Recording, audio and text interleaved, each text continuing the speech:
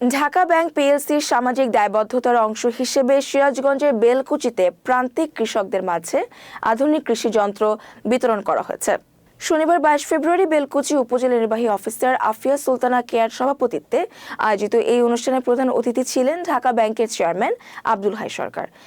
তিনি বলেন, কৃষি উন্নয়নে আধুনিক প্রযুক্তি ও যন্ত্রপাতির ব্যবহার অত্যন্ত গুরুত্বপূর্ণ। এই উদ্যোগ দেশের কৃষি খাতে ইতিবাচক পরিবর্তন আনবে এবং খাদ্য নিরাপত্তায় ভূমিকা রাখবে। অনুষ্ঠানে বিশেষ অতিথি হিসেবে উপস্থিত ছিলেন কেন্দ্রীয় বিএনপির রাজশাহী বিভাগের সহ সাংগঠনিক সম্পাদক আমিরুল ইসলাম খান আলিম, ঢাকা ব্যাংকের উপব্যবস্থাপনা পরিচালক মোহাম্মদ মোস্তাক আহমেদ, বেলকুচি ভূমি কমিশনার প্রতীক মণ্ডল, থানা অফিসার ইনচার্জ জাকিরিয়া হোসেন সহ বিএনপির স্থানীয় নেতৃবৃন্দ।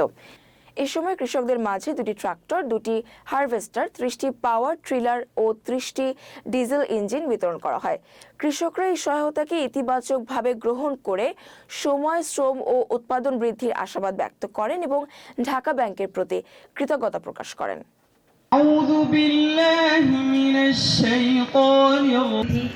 ঢাকা ব্যাংক পিএলসি এর চেয়ারম্যান বাংলাদেশ স্যার একটু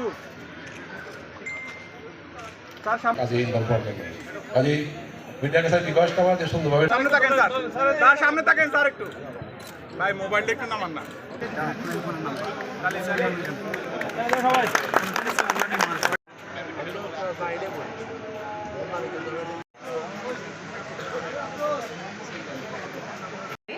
এসেছে সিরাজগঞ্জের বেলকুচিতে। বেলকুচির উপজেলা কেরাত প্রতিযোগিতায় প্রথম স্থান অধিকার করেছেন।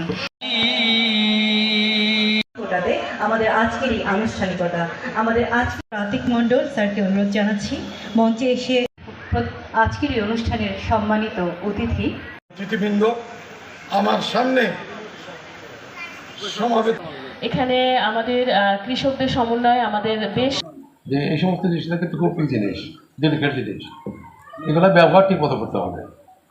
যদি ব্যবহার এখানে মানে দেওয়ার পরে কিন্তু আমি বাংলাদেশের অবস্থাগুলো কি সব কিছু সুন্দরভাবে শুরু হয়, তারপর আস্তে আস্তে শেষ হতে শুরু করে।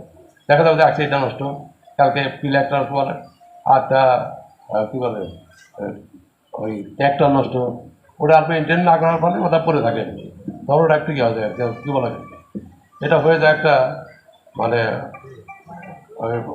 ওয়েস্ট আর কি, ওয়েস্ট হয়ে যায়, মানে মেকানিক্যাল ওয়েস্ট এগুলো বলে আর কি।